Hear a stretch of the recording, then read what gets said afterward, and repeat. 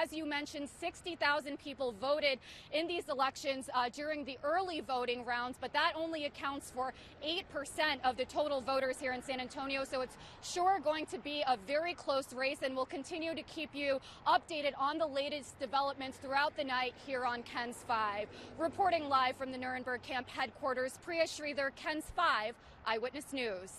And it seems like, this area is particularly susceptible to earthquakes. And I know there was a major earthquake that was actually on the exact same day 32 years ago in 1985 that killed more than 11,000 people. They're hunkering down. They've gone to the grocery stores to pick up supplies, water and food, and they're just planning to ride this out. Now, I will mention that the roads are actually starting to get a little bit slick around here, and most of the city and state officials that we spoke to today warn people to stay off the roads unless it's absolutely necessary. Create a path for those first responders. You're still entitled to having a safe workplace, and that's something that's really important for everyone who has a job and earns wages, regardless of the environment. If they're in a building or if they're outside or if they're in someone's home, they do have rights.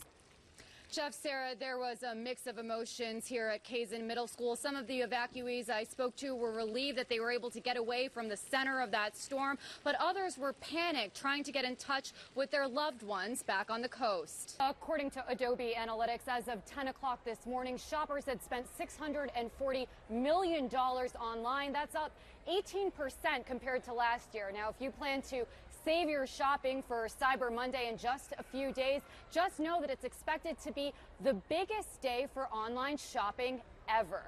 Reporting live from the West Side, Priya, KENS 5 Eyewitness News. Eyewitness News reporter Priya is live for us just outside the neighborhood where that shooting took place yesterday. And Priya, what exactly have the neighbors been telling you today? Jeff, law enforcement say that they chased Jones to this neighborhood where 6-year-old Cameron Prescott lived. They say that she was armed, but today they still have not been able to find a weapon. Regardless, residents of this neighborhood say that they can't believe that their community got tied up in this tragic, terrible mess.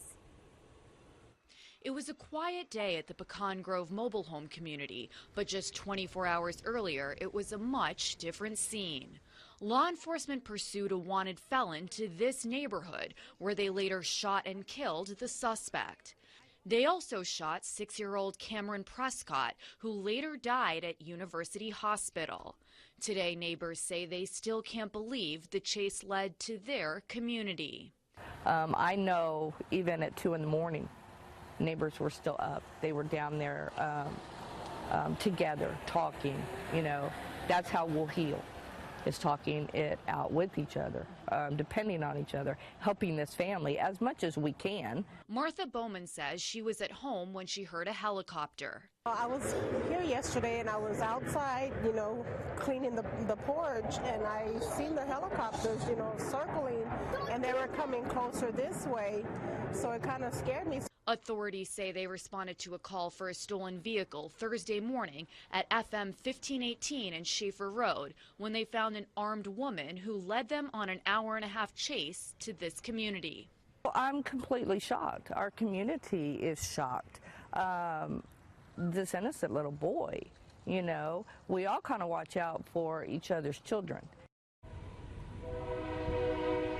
Now, the Schertz-Cibolo Universal City ISD, where Cameron went to school, have set up a trust in his name to help his family with those funeral expenses. Reporting live from Schertz, Priya, KENS 5 Eyewitness News.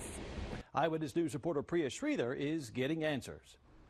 Priya, there are a lot of people worried that they need to file their claims by Friday. Is that accurate information? So, Jeff, there's a new law that's set to go into effect on Friday that will lower the penalty insurers have to pay if they file claims slowly. But Governor Abbott and the Texas Department of Insurance want to emphasize that this does not affect people who have flood damage or anyone who's seeking FEMA assistance.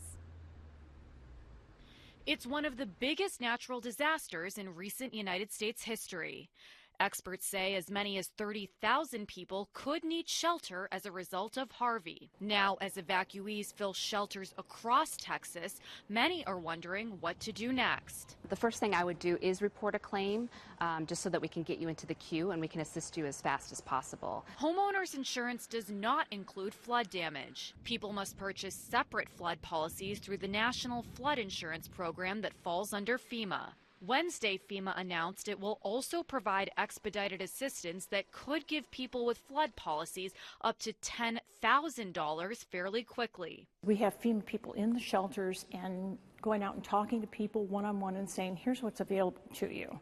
But some studies show only 15% of homes in Harris County had flood insurance. If you don't have any insurance and live in one of the 18 disaster-declared counties, you can apply for individual assistance from FEMA.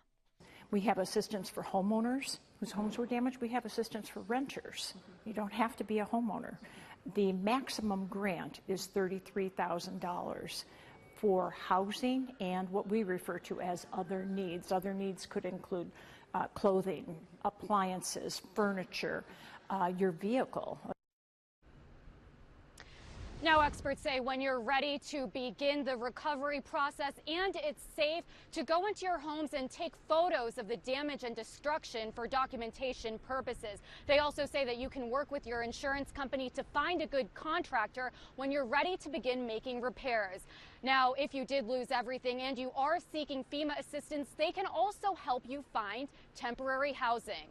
Reporting live, Priya Sridhar, KENS 5 Eyewitness News. Take a look at these two license plates. They look similar, right? But if you look closely, you can see that one plate has a star and a dash, and the other has the Texas Longhorns mascot and a heart with the letter T printed in front. The first plate belongs to this woman, Judith Brown. In December, I received a paper bill from one of the toll agencies here in the state of Texas, and I could see what the problem was. It was a Longhorn plate that had the same personalized numbers as I did, the JBBB. It all started almost a year ago when Brown's Texas tag toll number started being charged for the other license plate. She received an email notification that her account was depleted and wondered what was going on. The bill showed her text tag number.